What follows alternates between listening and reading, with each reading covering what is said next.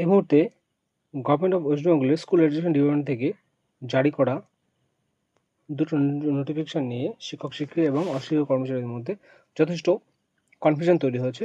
তো আমরা দেখে নেব এক এক করে দুটো নোটিফিকেশন দেখবো এবং লাস্ট পর্যন্ত কি কনক্লুশন দেওয়া হচ্ছে বা লাস্ট ডিসিশন গভর্নমেন্টের হচ্ছে সেটা আমরা দেখে নেব।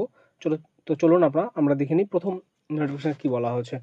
প্রথম নোটিফিকেশন বলা হয়েছে সাবজেক্ট বলেছে hot condition prevailing in some districts, যেটা কিনা আমাদের 1 তারিখে যে নোটিফিকেশন জারি করা হয়েছে সেখানেও সেই সেম সাবজেক্ট ছিল।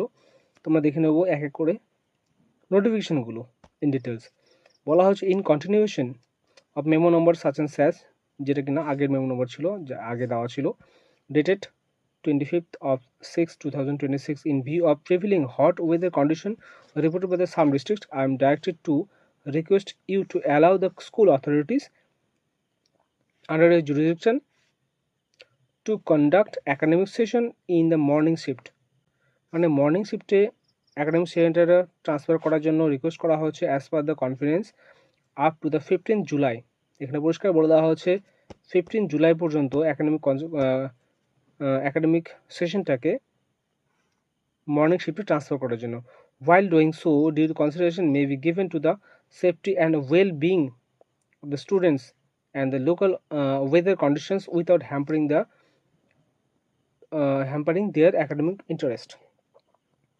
তো এখানে পরিষ্কার বলে দেওয়া হচ্ছে 15 জুলাই পর্যন্ত যেটা এই মর্নিং শিফটটাকে ট্রান্সফার করার জন্য, এবং এতে যেন স্টুডেন্টসদের কোনো রকম অ্যাকাডেমিক ইন্টারেস্টে কোনো রকম হ্যাম্পারিং না হয় সেদিকে নজর রাখার জন্য।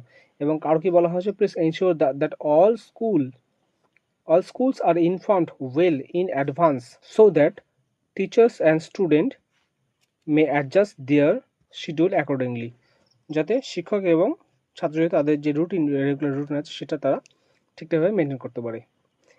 যেটা কিনা জারি হয়েছিল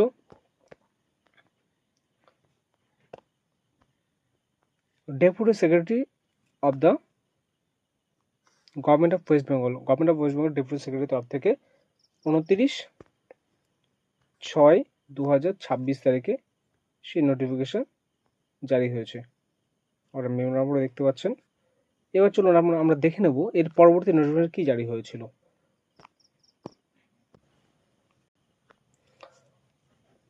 ঠিক তার পরক্ষণেই আবার সেই একই রকম একটা নোটিশ আমরা দেখতে পাচ্ছি, যেখানে বলা হয়েছে, যেটা কিনা জারি হয়েছে ওয়েস্ট বেঙ্গল গভর্নমেন্টের department of school education administrative branch থেকে। ডেটে দেখতে পাচ্ছেন আপনারা 29/6/2026, মেমো নাম্বার। সাবজেক্ট বলা হচ্ছে fake extension order regarding morning shift. এখানে পরিষ্কার বলা আছে যে আগের যে অর্ডারটা আমরা পড়লাম সেটা সম্পূর্ণ ফেক, এবং কি রিকোয়েস্ট করা হয়েছে বা কি জানানো হয়েছে, বলা হয়েছে in undersigned is directed to say that the memo number such and such dated 29/6/2026 as circulated through social media is fake. Therefore, this order is to be ignored. Please ensure that all school are informed well accordingly. মানে বলা হচ্ছে যে পূর্বে যে আমরা অর্ডারটা পড়লাম, যেটা কিনা সোশ্যাল মিডিয়ার তরফ থেকে সার্কুলেট হয়েছিল, সেটা